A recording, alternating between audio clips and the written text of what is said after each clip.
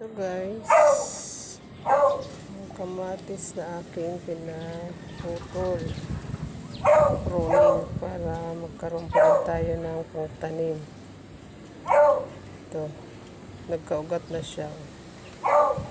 So, tatanim ko na siya muna dito sa maliit.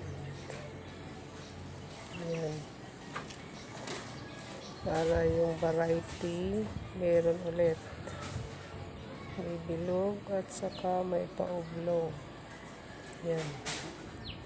Dali lang magkaugat ito guys. Dipad mo lang sa tubig.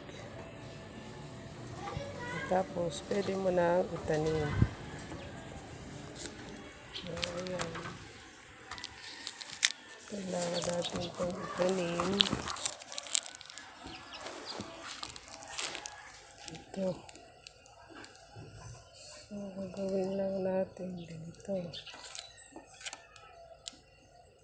May mix na to. Loam soil at saka yung mga pa. So,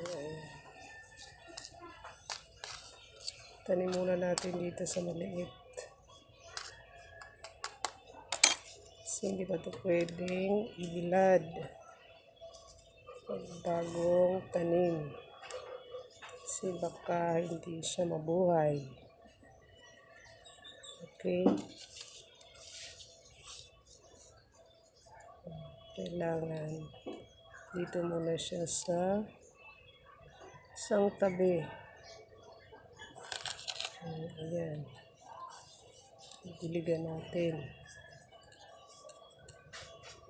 Ganda magtanim ngayon ng kamatis. Kasi mainit, hindi na tag-ulan.